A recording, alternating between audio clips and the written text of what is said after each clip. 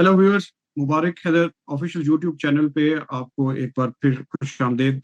अब पाकिस्तान के अंदर इलेक्शन की डेट भी अनाउंस हो गई है, इलेक्शन की तैयारियां भी शुरू हो रही हैं, मुख्तलिफ जगह पे जलसे भी नजर आ रहे हैं, लेकिन एक टर्म बार बार सुनाई दे रही है, लाडला।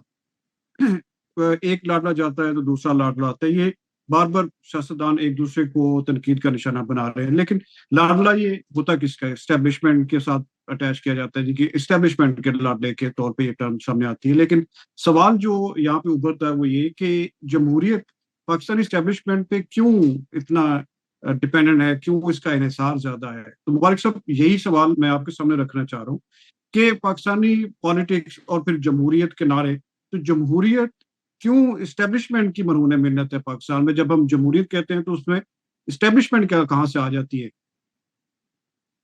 दो अलग कर लें बातें इसमें। एक तो है एस्टेब्लिशमेंट का पाकिस्तान के तशख़्ख़ुस के साथ इसका जो ताल्लुक है, वो इसकी जो बुनियादी पाकिस्तान की जो अस्करियत जिसे हम कहते हैं ना, जिस बुनियाद पर पाकिस्तान बनना या जिस बुनियाद पर पाकिस्तान का बुनियादी तशख़्ख़ुस बना, उसमें एक तो है कि उसमें एस्टेब्लिशमेंट का एक रोल वो आप अलग से करें, उस पे कुछ मैं अपनी मारूजात दूं। लेकिन एक जो इस वक्त सिचुएशन है जिसमें हम कहते हैं एक लाडला गया तो दूसरा आ रहा है, उसकी तो एक कंक्रीट वजह है। जो एक गलती जिसे कहा जाता, खुद जनरल्स ने, जनरल बाजवा ने और उनके साथियों ने ये तस्लीम किया कि हमसे ये गलत हुआ था, और ये एक जो मुदाखलत थी आर्मी की, ये यहाँ तक वो चले गए कि उन्होंने कहा जी कि आर्मी को इसमें सियासियात में या सियासी मामलात में दखल ही नहीं देना चाहिए। वो तो हो सकता है या नहीं, वो एक अगले ब्लॉग में करेंगे उस पे। लेकिन ये जो इस वक्त सिचुएशन है यहाँ पे, ये नहीं है कि जो वादे थे वो उनको उन्होंने तोड़ दिया, या उसको जो कमिटमेंट थी कि हम हिस्सा नहीं लेंगे वो खत्म हो गई। बात यहाँ इस वक्त ये है कि एक बड़ी मजबूरी है। जिस काम को खत्म करने के लिए एफर्ट शुरू हुई थी, यानी इमरान का प्रोजेक्ट जो था, जो प्रोजेक्ट इमरान खान बार बार कहा जाता है, या कि गलत और नाजायज और गैर फितरी, गैर जमहूरी तरीके से एक आदमी को प्रमोट किया गया क्योंकि उसके पीछे एस्टेब्लिशमेंट के अज़ाइम थे। उस प्रोजेक्ट को खत्म करने की जो एफर्ट है, उसमें बजाते खुद ये अब जरूरी हो गया कि एस्टेब्लिशमेंट अपना रोल अदा करे। खुद सियासतदानों ने कहा कि आपने ये गंद फैलाया था तो आप ही इसको अलग करें, इसको दूर करें। तो इसका मतलब ये है कि वो लाडला दूसरा है या नहीं, बनेगा या नहीं, वो एक बात की अलग बात है। उसके शवाहिद हैं कि नवाज शरीफ साहब को दी जा रही है सपोर्ट, लेकिन ये सपोर्ट सिर्फ नवाज शरीफ साहब को नहीं दी जा रही, ये सारे इस वक्त सियासी निज़ाम को सपोर्ट दे रहे हैं। अगर उनका बाद में आर्मी एस्टेब्लिशमेंट का या पाकिस्तान की सारी एस्टेब्लिशमेंट आप कह रहे हैं, उसका अगर इंडिया इरादा ये है कि उन्होंने बाद में भी करनी है पॉलिटिक्स के ऊपर अपनी जो सुप्रेमेसी है वो उन्होंने रखनी है, तो वो बात का मसला है। मगर इस वक्त जरूरत यह है कि इमरान खान को हटाते हुए आपको एक अस्करी कुव्वत का मुकाबला करना पड़ रहा है। दो चीजों का मुकाबला है इस वक्त, यानी एस्टेब्लिशमेंट को नहीं, सिर्फ सारी जमहूरी तहरीक जो पाकिस्तान की कोई कोशिश है कि ये जमहूरियत की तरफ जाए, उस सारी की सारी एफर्ट को एक मुकाबला करना पड़ रहा है कि ये जो इमरान खान के दो पहलू हैं, उन वो किस तरह से रोके जाएं। अगर इमरान खान एक ईवल फोर्स बन गए हैं तो ईवल फोर्स को हटाने के लिए जो काम करना पड़ेगा वो अब जमहूरी जमातों से नहीं होता। क्यों? इसलिए कि इमरान खान ने अपनी कुव्वत, शायद उसमें जर्नैलों की या एस्टेब्लिशमेंट की तायीद थी खान साहब को या नहीं थी, यह मुझे नहीं पता, या उसकी अलग बहस है, लेकिन हकीकत यह है कि इमरान खान ने अपने आप को طالبان کا نمائندہ بنایا اور بڑی کامیابی سے بنایا. غالباً یہ عمران خان کی اپنی بنیادی سوچ اور فکر میں شامل تھا کہ وہ یہ سمجھتا ہے کہ طالبان ہی حل ہیں دنیا کے معاملات کے، ان سے بہتر دنیا میں کوئی قوت موجود نہیں ہے، سب سے اچھی پولیٹیکل اور مذہبی قوت طالبان ہے، اور وہ حقیقت کی امپیریلزم کے خلاف جنگ لڑ رہے ہیں اور حقیقی آزادی کے لیے ان کا چھا جانا بڑا ضروری ہے. تو یہ جو اس کی فلسفی تھی یا اس کی سوچ تھی، اس نے اسے بنا دیا طالبان کا لیڈر.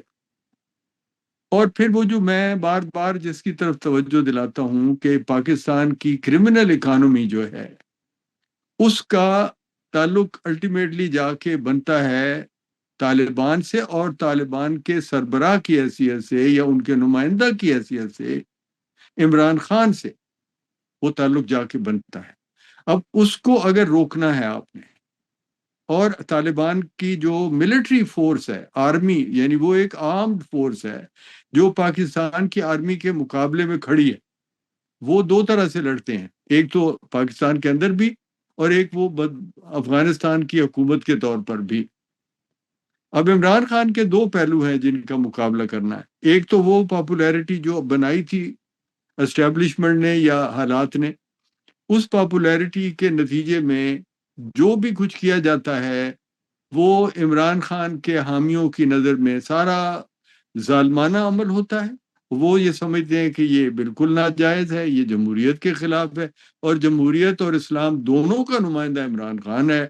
اور چونکہ وہ ایک پیغمبر کی سطح پہ اس کو انہوں نے بنا دیا ہے، تو اس کی ہر بدی، اس کے اوپر لگنے والا ہر چارج، وہ کہتے ہیں کہ یہ جھوٹا ہے اور یہ صرف بنایا گیا. تو ایک تو وہ پاپولیرٹی ہے جو اس کے حامیوں کی ایک معتبر، ایک قابل ذکر بڑی طاقت ہے، اور اس کا ایک مقابلہ ہے. آپ نے اسے ہٹانے میں آپ کامیاب نہیں ہو سکتے بغیر یا ایک منظم اسٹیبلشمنٹ کی ایفرٹ کے بغیر نہیں ہو سکتا.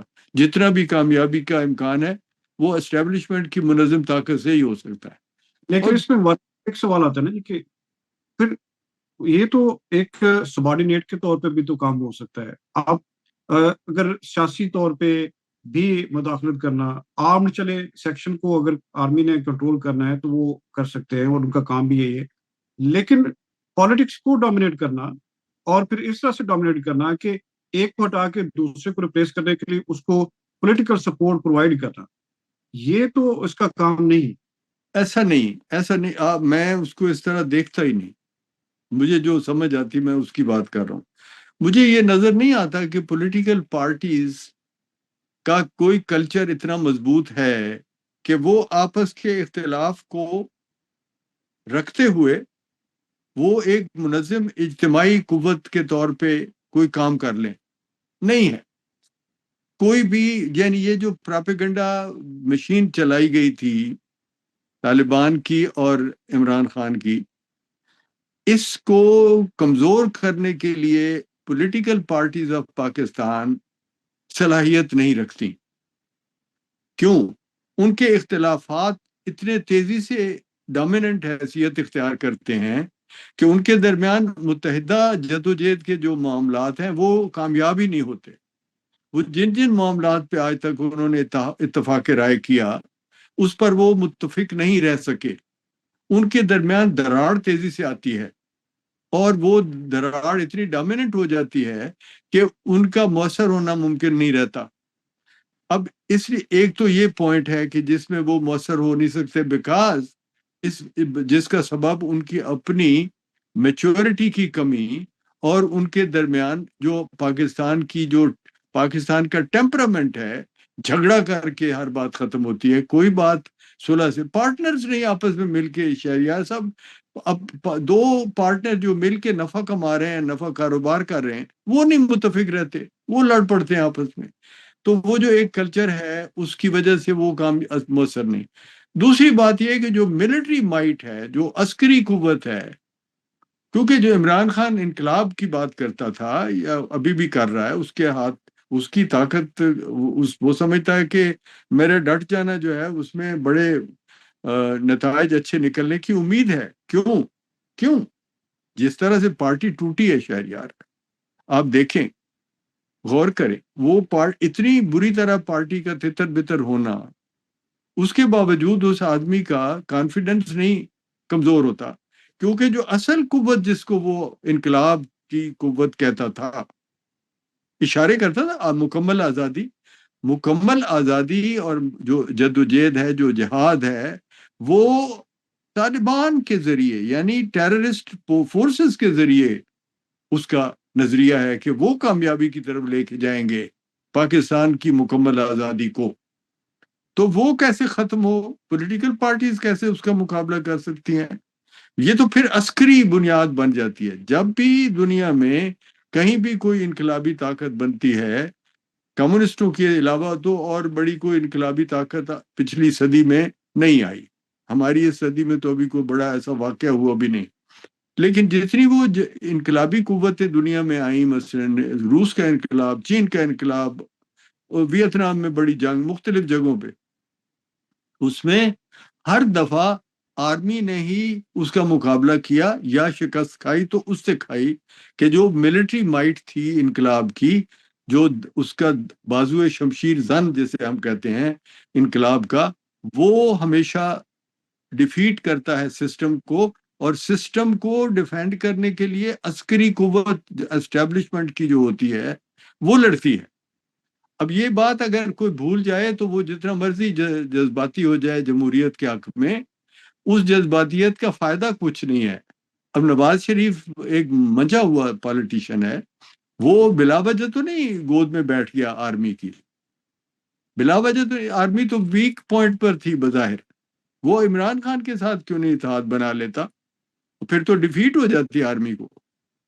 اگر زرداری اور نواز شریف اور عمران خان تینوں مل جائیں، مولانا فضل الرحمان کو دیر نہیں لگتی ملنے میں، تو اسٹیبلشمنٹ کے ساتھ مل کے وہ بڑا آسانی سے جمہوریت کو بحال کر سکتے تھے، اگر ان کا آپس میں اتنا متحدہ محاذ بن جاتا کہ ہم نے جمہوریت لانی ہے، تو اسٹیبلشمنٹ کو پیچھے کر دیتے.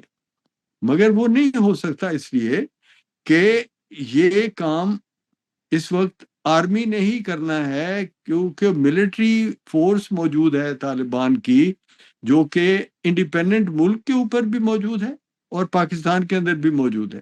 یہ جو اس کو نکالنے کی ہم جو بات ہو رہی نا، کہ پاکستان میں یہ جو لوگ آئے ہوئے تھے افغانستان سے، وہ قوت ہے عمران خان کی اور طالبان کی اور دہشت گردی کی قوت ہیں.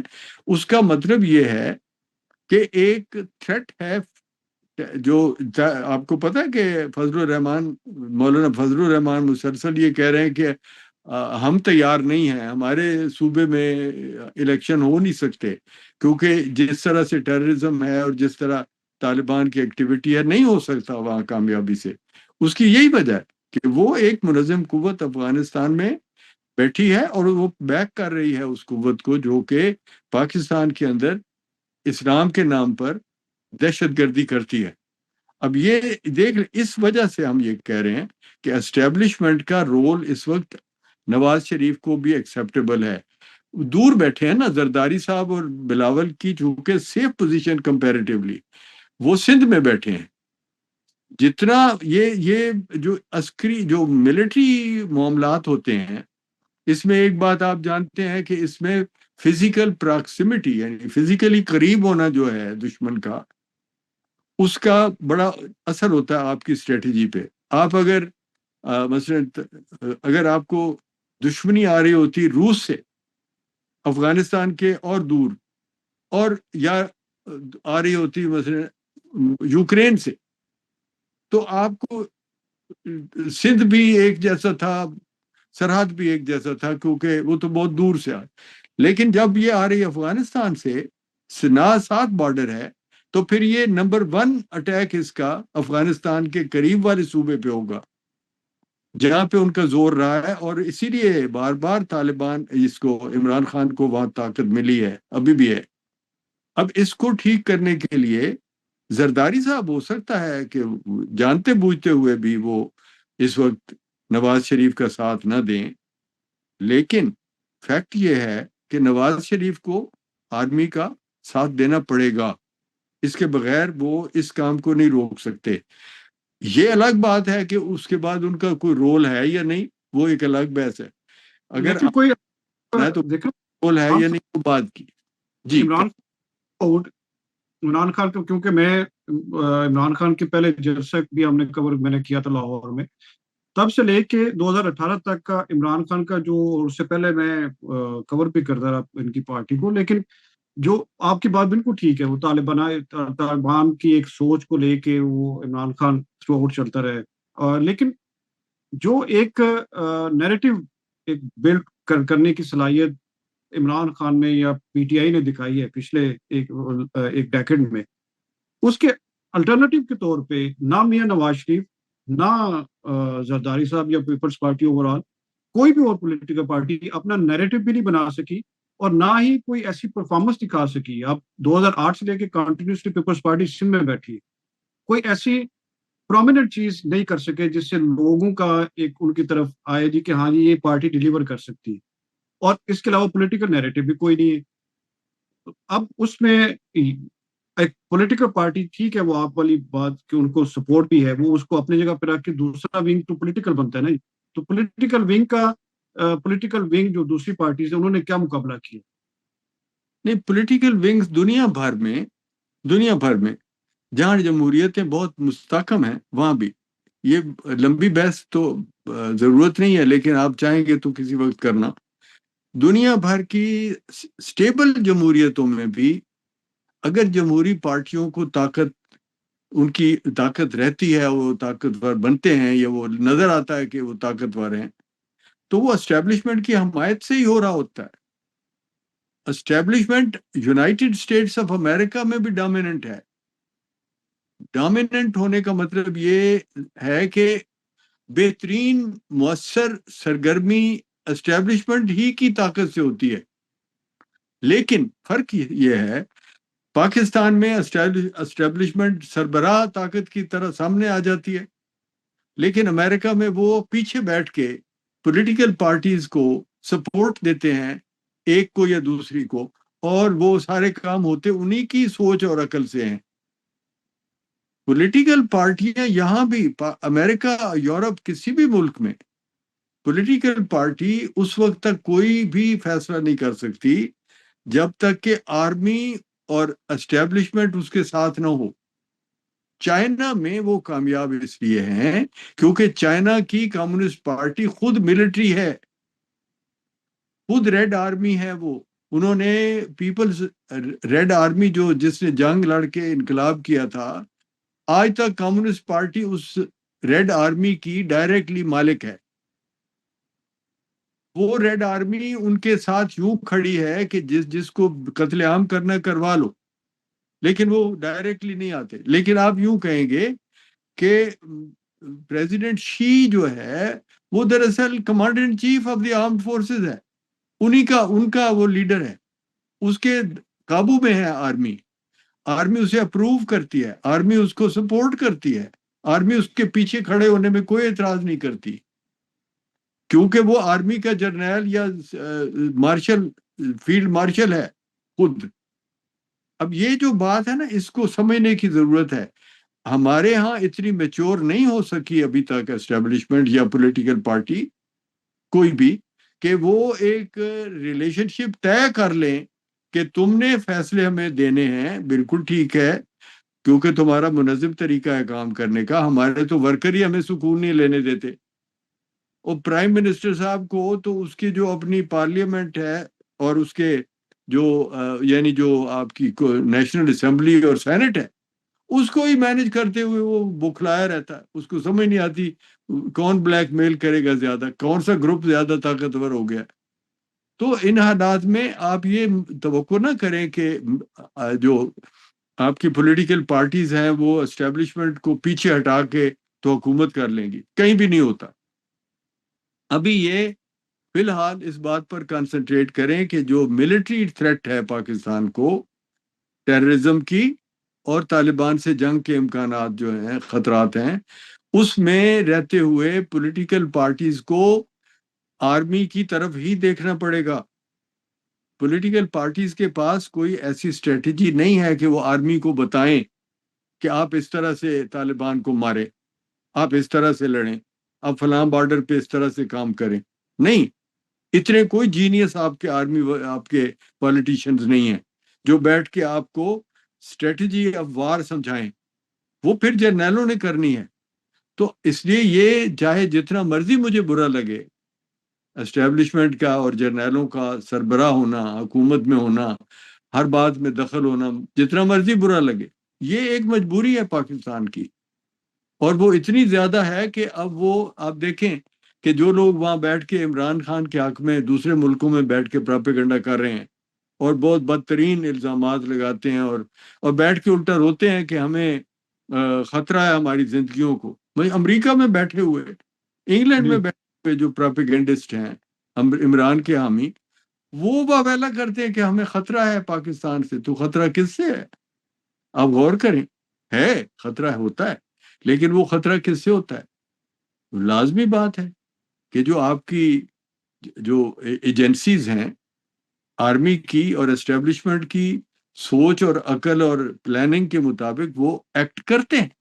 تو ان کے ایکٹ کرنے سے آپ کے کئی محاذ پر جو دشمن ہیں پاکستان کو، جن سے اس وقت نقصان پہنچ رہا ہے، فائدہ نہیں پہنچ رہا. عمران خان سے کوئی فائدہ نہیں پہنچ رہا پاکستان کو، نہ پہنچنا تھا. تو وہ جتنے وہ مخالف جو تکلیف نقصان دینے والے ہیں ان کا مقابلہ اسٹیبلشمنٹ ہی کرے گی. اسی مجبوری کو سمجھتے ہوئے ہم یہ سمجھتے ہیں کہ اس وقت اگر انتہائی نیک نیتی سے جرنیل کام کر رہے ہیں، آئی ایس آئی کام کر رہی ہے، تو وہ ٹھیک ہے. اگر بہت ایمانداری سے کر رہی ہے تو کل کو پولیٹیکل پارٹیز کو سپورٹ دیں گے اور پولیٹیکل پارٹیز میچور شاید ہوں. ابھی نہیں، ابھی بالکل نہیں. ابھی تو بالکل کٹ پتلیاں ہیں.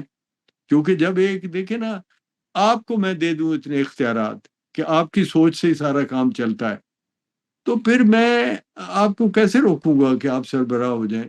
آپ کا دل نہیں کرتا سربراہ ہونے کو؟ کام سارے آپ کریں، اور آپ اتنا بھی کوئی فقیر جرنیل نہیں ہوتا جو کہے کہ کام تو سارے میں کروں گا لیکن میں طاقت اور اقتدار بسم اللہ کر کے نواز شریف کو دے دوں گا، جو حکم سرکار کا میں تو تابع دار ہوں. ایسا نہیں ہوتا، ہو نہیں سکتا نا. اتنی بڑی آپ کے پاس مینوورنگ اور بارگیننگ پاور ہو تو پھر آپ جرنیل کو اس بات پر لا سکتے ہیں کہ وہ سوچے کہ بھئی ان کے بغیر نہیں کام چلتا. اب یہ کام بغیر ویسے نہیں بھی چلتا، لیکن اس طرح سے چلتا ہے نا کہ دنیا کی قومیں کہتی ہیں کہ آپ کے ہاں جمہوریت ہونی چاہیے، مگر پاکستان کے لوگ بھی کوئی نہیں اس کے لیے مرنے کو تیار. اور حالات بھی ایسے ہیں کہ جس میں جمہوریت کے بغیر ملک الٹا بعض اوقات زیادہ مؤثر چلتا ہے. اور خاص طور پہ جب آپ نے ملک میں اسلام کے نام پر طالبان کی طاقت بنا دی ہے، بنا چکے ہیں نا ہم. اب یہ تو نہیں کہ کوئی یہ شک کی بات ہے، اتنی بڑی طاقت ہے کہ جس کو دہشت گردی پہ 50-60 ہزار آدمی مرا تھا نا پاکستان کا ان کے ہاتھوں کو یہ کبھی 80 سے زیادہ ہاں؟ ہے، 80,000 سے. اور اتنی بڑی خود عمران خان کہتا ہے جی کہ پتہ نہیں 200 بلین کا ڈالر کا ہمارا نقصان ہوا کہ کتنے ہزار، مطلب وہ تو ٹریلین پہ بھی چلا جائے گا، اس سے کیا پتہ لگتا ہے اس کو. اسے کھل کے بات کرنی ہوتی ہے جو بھی کرنی. تو وہ اس میں اتنے بڑے جو نقصانات ہوئے تھے، کوئی ایک بھی جلوس نکلا تھا پاکستان میں عوام کا یا پولیٹیکل پارٹیز کا طالبان کے خلاف؟ کو مجھے یاد کرا دیں یار. جس آپ ملک یہ ظلم ہے کہ آپ کے 70-80 ہزار لوگ بے قصور لوگ وہ مار دیں تو آپ ان کے خلاف احتجاج نہیں کرتے. چلے جاتے تھے ان کو باقاعدہ مارکیٹوں سے.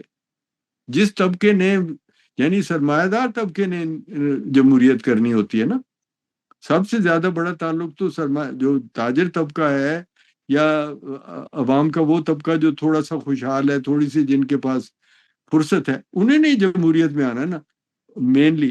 تو وہ مین جو فورس ہے جمہوریت کی، وہ چندہ دیتے تھے طالبان کو. آج بھی خوش ہیں ان کے ساتھ.